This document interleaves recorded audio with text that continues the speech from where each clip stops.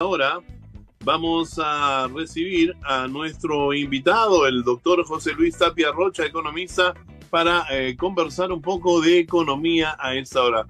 Doctor Tapia Rocha, tenga usted muy buenos días, bienvenido a Contacto Directo. Muy buenos días, Adolfo. Doctor, quiero empezar con algo que me sorprendió. Yo estoy juntando mis dolaritos, doctor, porque quiero darme un viajecito con mi señora. Y cuando fui a cambiar el dólar ha subido. Hoy día ha estado en 3.87. Yo lo tenía en 73 mapeado, así hace, ¿qué? 10 días.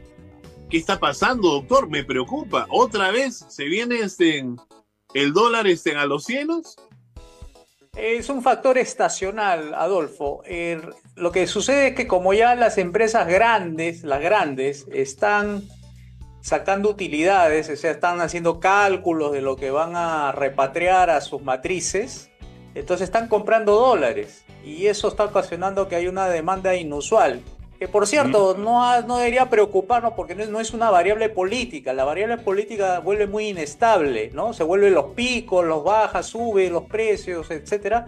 Pero en este caso es algo que es más o menos por estas épocas empiezan la gente o sobre todo los empresarios grandes, empiezan a hacer cambios, ¿no? Cambios por ejemplo, planificación estratégica, hace cambios de personal, cambios de maquinarias, renovación, etcétera, y a veces necesitan dólares, necesitan repatriar, hacer muchos movimientos internos, entonces es normal que esta época sea así, un poco fluctuante, ¿no?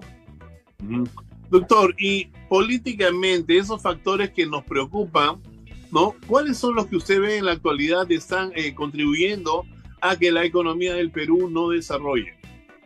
Mensajes inconsistentes del ministro de Economía, porque manda un mensaje, por ejemplo, de reactivación y por el otro lado te suelta el impuesto selectivo al consumo.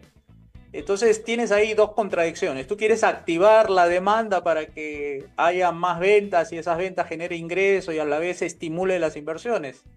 Bueno, entonces baja los impuestos, abre los mercados, desregula, privatiza, ¿no?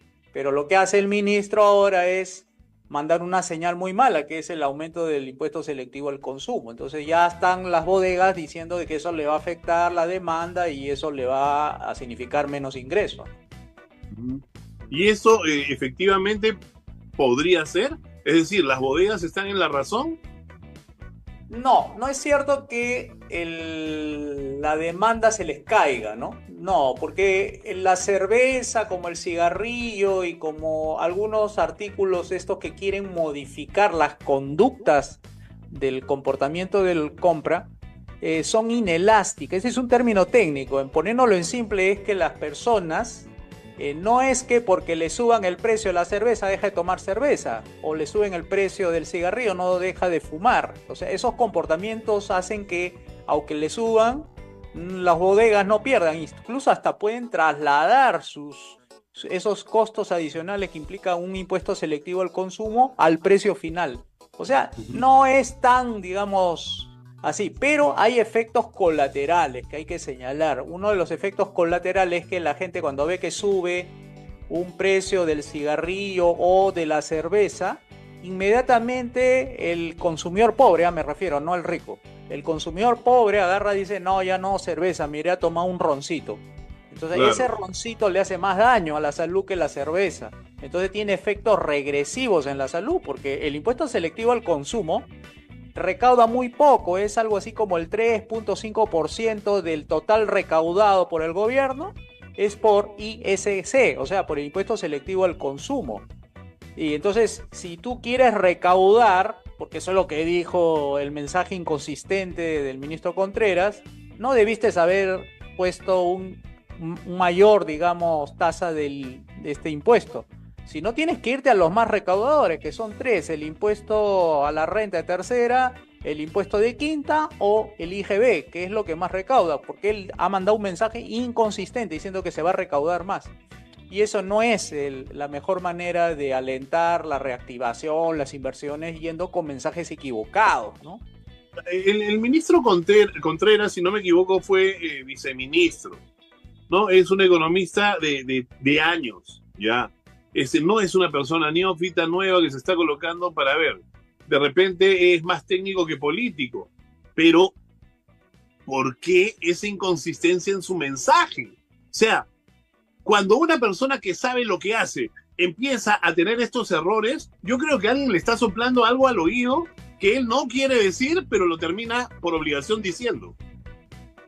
Una percepción, digamos, muy subjetiva es que el señor no tiene peso político. Es decir, en el gabinete parece ser muy obsecuente a las corrientes que se forman internamente. Por ejemplo, el caso de Petroperú, tú Ajá. tienes ahí un ministro de Energía y Minas que es bien estatista y tienes a un Ministerio de Economía que quiere cambiar, digamos, la composición del directorio para que tenga más peso y finalmente triunfa la idea de que hay que seguir haciendo algo por Petroperú, siendo una chatarra esta empresa. Entonces, no tiene peso político el señor Contreras, aunque lo ha intentado en varias veces, en varias ocasiones, cuando se lo han querido bajar en términos de, digamos, la pequeña empresa tenía su representante que dijo de que las había mentido, que nunca había cumplido de las 27, las 25 medidas que había prometido, ninguna fue para la microempresa, debe renunciar. Por el otro lado, la recesión que dijo que no iba a ocurrir y ocurrió. Entonces, con todos esos pasivos políticos,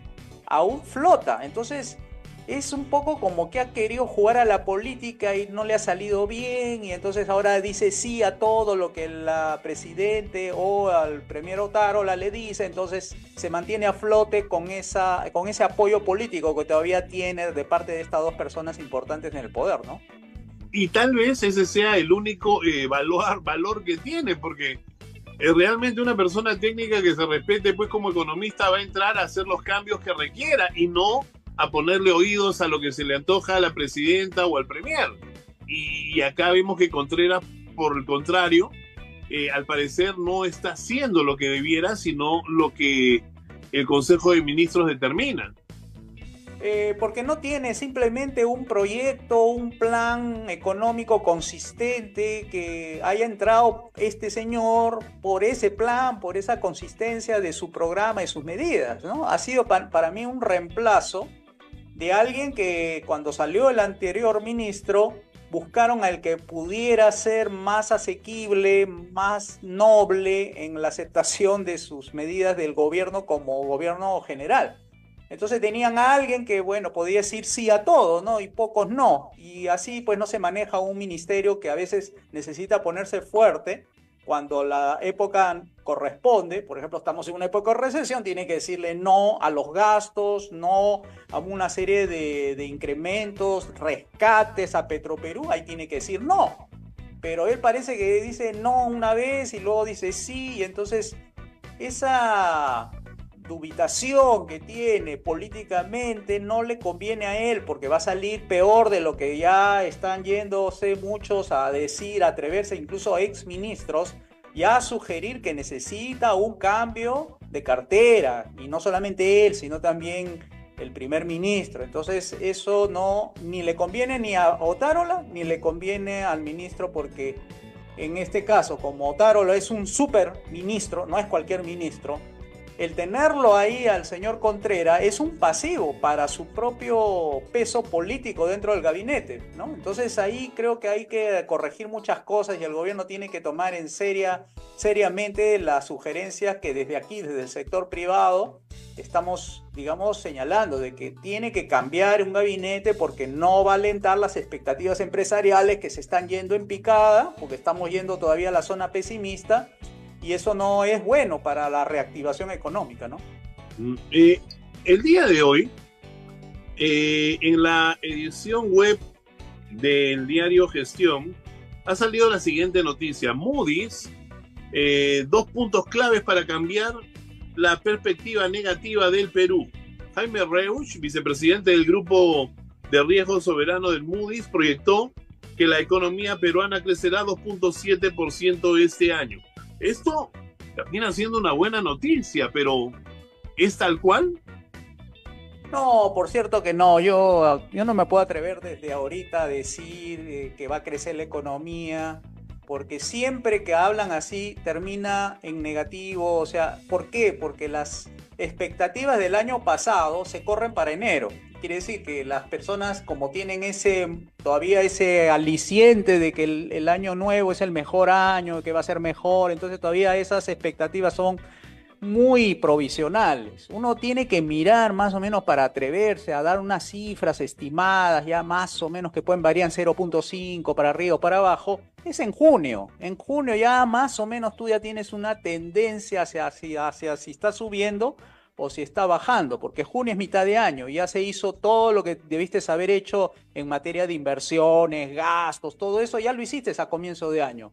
O sea, lo que te queda a ti es junio, julio para ver cómo rebotó lo que hiciste de bien o de mal durante el año, porque todo se planifica el año pasado y luego se hace todo lo ejecutado los primeros meses, así que los resultados se ven a mitad de año para adelante. Entonces, decir que el señor Reusch ahí de Fitch Rating dice que va a crecer, no, me parece un poquito ligero en su comentario, ¿no? Y usted, desde estos primeros 2 meses que estamos pues ya transcurriendo, bueno, estamos a mitad del segundo mes, ¿no? Y con esta perspectiva que se tiene del ministro de Economía, ¿piensa que va a ser un año halagüeño, un año mejor? ¿O es que debemos de pensar de que vamos a seguir todavía en este problema económico de no tener una claridad y ni un norte hacia dónde vamos?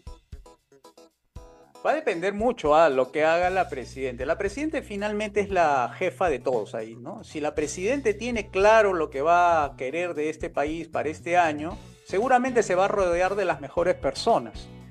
Pero si va a jugar al piloto automático, que mejor hay que ver la forma de que mi porcentaje de votación no vaya a bajar, y si está así en una manera muy, como se dice, muy detrás de la cortina para que otros ministros hagan la tarea por ella y ella no tenga el coraje de sacar adelante el país y que se le vea que está comprometida con el desarrollo, yendo por aquí, para allá, a diferentes lugares, tratando de resolver problemas, etcétera. Entonces se va a rodear de las personas que, digamos, hasta ahora las viene teniendo, ¿no? Entonces no creo que todavía podamos adelantar sobre qué va a ocurrir con el Perú si la presidente no, por lo menos, no hace algo al respecto. Pero mi opinión, digamos, de como más o menos siendo la de psicólogo frustrado, es que siempre las personas buscan la zona de comodidad y es difícil sacarlas a las personas de la zona de comodidad, y en este caso la presidente, ¿no? La presidente viene de una institución llamada RENIEC, donde gran parte de su vida ha sido funcionaria, jefe de agencia, y ha trabajado pues en rutinas ya establecidas, y la política no es así. La política es muy variable. Entonces, como verás, busca la seguridad antes que el riesgo, ¿no? Se necesitan tomar decisiones, se necesita arriesgar, se necesita conversar con más personas. Ella seguía un programa de trabajo monótono, rutinario, diario, y aquí es totalmente distinto. Lamentablemente, no sé si eso nos alcance para poder realmente mejorar las cosas. No nos alcanza tampoco el tiempo, doctor José Luis Tapia. Muchísimas gracias, siempre un gusto conversar con usted. De nada, Adolfo, será para la próxima. Hasta la próxima. Gracias. El doctor José Luis Tapia Rocha ha estado con nosotros conversando sobre la economía nacional. Vamos